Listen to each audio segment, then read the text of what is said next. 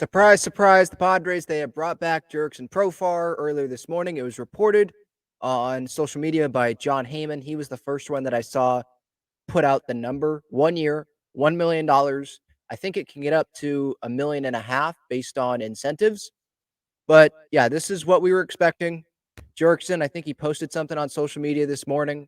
I was listening to Ben and Woods, and as I was driving this morning, and they were talking about how he put out something and it was Padres highlights. And so we thought there, okay, yep, something's happening here. And something did happen shortly thereafter. And with this signing, this is not a signing that I think any Padre fan is going to get mad at. I don't think any Padre fan should get mad at that. You shouldn't be saying, oh, waste of money, wasted $1 million that now you can't spend on someone else on the roster. We knew that this guy was going to be coming back. This could be like a Nelson Cruz type thing, except better. Like, there's no risk in this. $1 million is like nothing. I know the Padres are on a budget, but it's still nothing. He's a big clubhouse vibes guy, great clubhouse favorite. He's just one of those guys that you like to have around. He can play a lot of different positions. As of now, he would be starting in the outfield on opening day. He'd be the starting left fielder, and then maybe it would be a Zokar in center, or Marcy, or Merrill, and then Tatis in right. It wouldn't be Cal Mitchell over Jurickson Profar. It would, in my opinion, it would not be someone like Terso or Nellis. He wouldn't be starting in left field. So, if things fall apart, which I would be disappointed, if they don't bring in another major league outfielder, I would be surprised and I would be disappointed. I'm not advocating for Jurickson to be the everyday starting left fielder, but there are worse utility guys to have on your roster. That's, and he's making $1 million. If it doesn't work out and they have to release him, then okay, they can do that. Just like the Padres did last year with Nelson Cruz, which some would say, yeah, they probably waited too long to do that. But it was $1 million. It wasn't, when that happened, it's like, okay, it didn't work out, but hey, they tried. It was $1 million, whatever. It wasn't a 2-year deal worth $13 million like someone like a Matt Carpenter, right? So very low risk. And if it works out, it could be one of the better value contracts in all of the league. Like, if he plays like he did in 2022, and I don't think we should expect him to, I don't think he's going to get that much playing time as he did in 2022. But if he has a 700 plus OPS, 730 plus OPS, not expecting him to have a whole lot of power, but if he can play some first, he can play some left, he can give some off days to some guys, he can come in late in games if it's a blowout. That's a valuable guy to have on your team, and it's someone that has big league experience. And maybe this will allow the Padres to keep Marcy, keep Merrill. If they're not ready, keep them at the minor league level to continue to develop, continue to get everyday reps there, instead of using a roster spot on them and having them come sit on the bench because maybe they're not ready to go to face big league pitching. They don't have the experience that Jurickson has, obviously, and they want them to continue to develop. I don't think it would be best, as I've said numerous times already this offseason, I don't think it would be best for the Padres to have Merrill or Marcy come up, or Paulie for that matter as well, and just have them sit there. Like, these are top guys in your system, especially Jackson Merrill. When he comes up, I want him playing all the time. I want him playing every day. So they better have a spot for him to play and be in that lineup every day. So I like the move, especially for the money. It's not like it's not even $5 million. It's $1 million. And right now, the CBT is at a little over $215.6 million. So the Padres, Kevin Acee was writing today, they have around $20 million.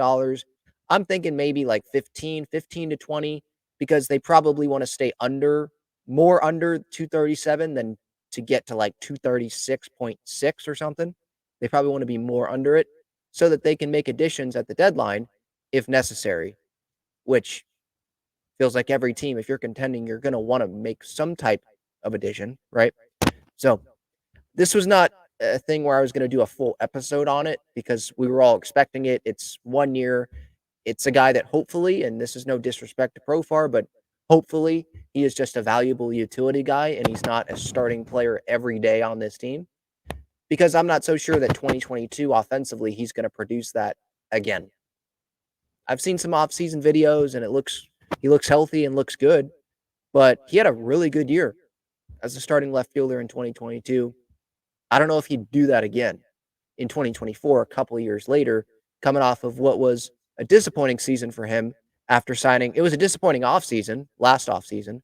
He thought he was going to get a multi-year deal. Remember Jim Bowden in The Athletic put like 5 years, 75 mil or something as his prediction? Nowhere close to that. He played the WBC, and then he signs with the Rockies on a 1 year deal. Doesn't perform well there with the Rockies. He ends up coming back to the Padres at the end of the year after I think it was Jake. Jake Cronenworth ends up fracturing his wrist, kind of creates a spot there. But yeah, I mean, negative 1.3 WAR last year for Jurickson, B WAR, 242 average, less than 10 home runs, 80 OPS plus, 689 OPS. It just was not the season that he had in 2022. If he had a season like he had in 2022, he might be able to get a multi-year deal, or he'd probably be in that same category as an Eddie Rosario, as David Peralta, maybe Harrison Bader, Kevin Kiermaier. No, those guys are center fielders, but he probably would be in that category. Maybe he doesn't get a multi-year deal, but maybe he gets a 1 year deal worth 7-10 mil instead of 1 year 1 mil. We knew he was going back to the Padres. There wasn't going to be a team that was going to sign him to be an everyday outfielder for them and give him $10 million, especially coming off of that year. And I think this is the right thing for Jurickson. If he has a good season, he may come back to the Padres anyway, because there still might not be that big of a market for him. This might just be a type of player for the Padres that you can just keep bringing him back. You know how the Dodgers, they keep bringing Kershaw back? I'm not saying Profar's on the level position player-wise as Kershaw is pitching, but I'm just saying, like, 1 year deal, there's always going to be that invite. There's always going to be that opportunity for that player to come back to that team. That's what it feels like. This is kind of the lane that Jurickson is here with the Padres. So I hope that I like that Jurickson is here. We were all waiting for this day to come. I didn't know when it was going to come because I thought maybe the Padres were waiting to make some moves so that they could see how much they'd be willing to pay Jurickson. But if he's willing to come to the Padres for $1 million, they can just bring him in and secure him, make sure that he's coming to the Padres, and then they can still go make moves. $1 million is not going to like fully, oh my gosh, okay, we got to change our offseason plans. They weren't spending really anyway. And this isn't really spending either. So Profar back to the Padres. I don't see how anyone can hate this move. It's okay, we were all expecting it, and hopefully he doesn't have to play too much, because then that probably means the Padres outfield situation doesn't look great. But it's a guy that you like to have. Can play a lot of different positions. Mike Schote likes him. Padres players like him. Preller likes him. Profar likes the Padres. The city likes Profar. It's a good reunion.